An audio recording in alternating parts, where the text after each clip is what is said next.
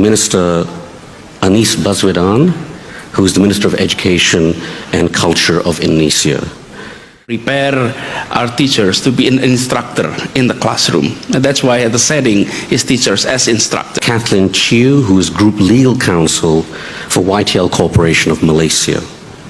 To her left, Gerald Lawless, who wears quite a few hats.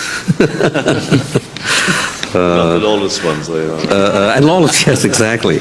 So he's head of tourism and hospitality for Dubai Holding in United Arab Emirates, and he's given me his card, and there are 3 or 4 other things, but we'll probably get to that later. And to my right, Prakash Malya, who is Managing Director for Southeast Asia for Intel. Let me begin with Anis.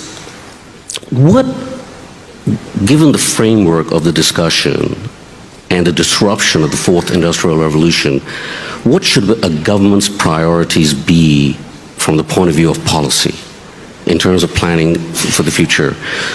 You belong to a country with a big population, with a growing population, and a huge proportion of young people who are going to be really impacted by these changes.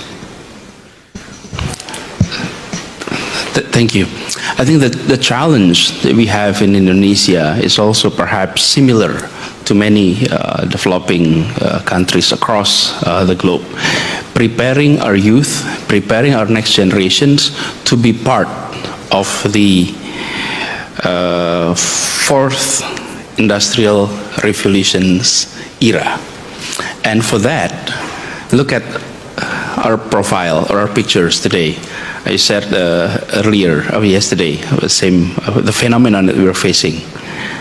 Our students were 21st century students. Our teachers were 20th century teachers.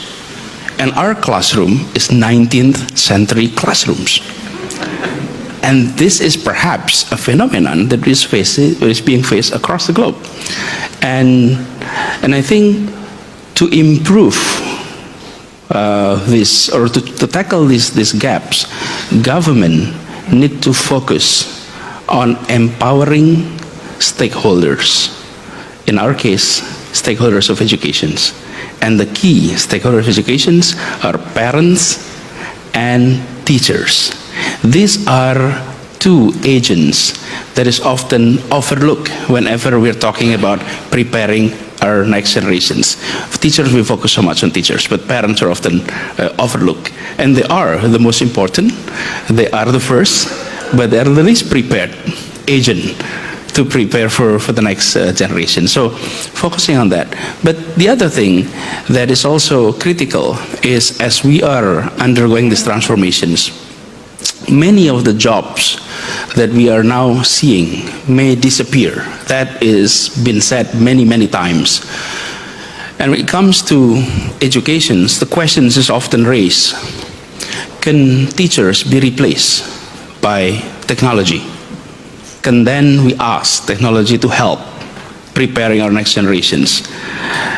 I often approach it in a different slant. What kind of teachers is replaceable by technology?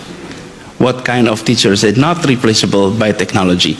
And I think this is similar to any other jobs available. As we are transforming ourselves, we need to equip ourselves with the new competence, new skills that made us irreplaceable in that sense.